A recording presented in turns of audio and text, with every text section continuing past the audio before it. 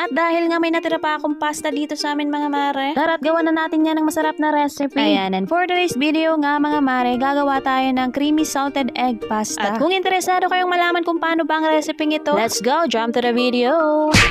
Dito nga sa ating malinis na lutuan mga mare, maglagay lang tayo dito ng tubig.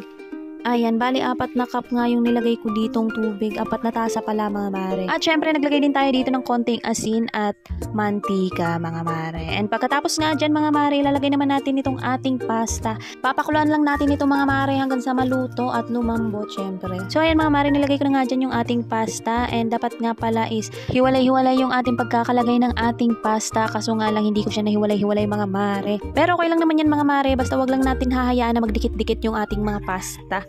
Ayan, haluin lang natin to hanggang sa maluto ng bahagya, parang ganito. And then, syempre, i-drain na natin yan, mga mare.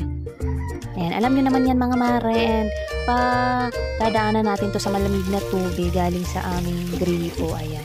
Para naman mag-stop yung pagkakaluto niya, mga mare. Para hindi siya maging malata. And then, set aside na muna natin yan, mga mare. At gumawa naman tayo ng ating sauce. At kaya nga pala magiging kakaiba yung ating pasta for today's video. Kasi ang gagamitin nating pang sauce is itlog na maalat, mga mare. Yes, tama yung pagkakarinig. Itlog na maalat po. Pwedeng-pwede yan. 5 lang nga yung ginamit kong itlog na maalat dito, mga mare. And yung kulay dilaw lang po yung ating gagamitin dito. And then, igisa na nga natin dito yung ating itlog na maalat, mga mare. Naglagay nga rin pala ako dito ng 1/8 na butter at saka bawang tsaka sibuyas, mga mare. Sabi nila mas masarap daw yung maraming bawang. Napakarami namang bawang.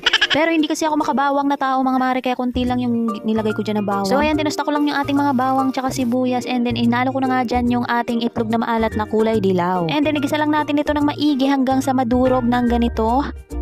Ayan, pagka ganyan na nga yan mga mare, lalagay naman natin itong ating mushroom na slice na. Para naman hindi ka na mahirapan pa. Ay, sus naman. So, ayan, pagkatapos nga yan natin mga mare, ilalagay naman natin itong isang canang evaporated milk. Kahit anong pamagat mga mare, pwede yan. Kahit mura pa yan, umahal pa yan. Pero lagi mo tatandaan mga mare, mas mahal kita. Ayun.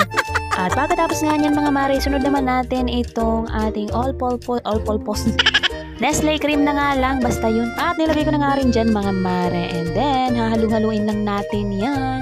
At lalagyan din natin yan ng mga panimpla, mga mare. At naglagay na nga din ako dyan mga mare ng pamintang pino at liquid seasoning na chili flavor. Ayan, para medyo may sipa naman. At naglagay nga rin pala ako dyan mga mare ng 2 kutsarang asukal. Hindi ko na nabidyohan at yan, sinunod ko na nga rin dyan yung ating grated cheese. Ayan. Hinalo-halo ko lang ng maigi mga mare at ayan, nilagay ko na nga dyan yung ating pasta. Bale, kalahating kilo lang to mga mare and then kasya naman siya. Sakto lang yung sauce natin sa ating pasta. Ayan, pang merienda lang naman to mga mare. At kung umabot ka nga sa part ng video ito mga mare, huwag mo namang kakalimutan na i-follow ako at i-like ang video ito. At syempre mag-comment ka na rin mga mare kung nagustuhan mo ba or hindi ang ating recipe for today's video. At dito ko na nga tatapusin ang video ito. Maraming salamat sa mga nanood hanggang dulo. God bless sa ating lahat and bye-bye!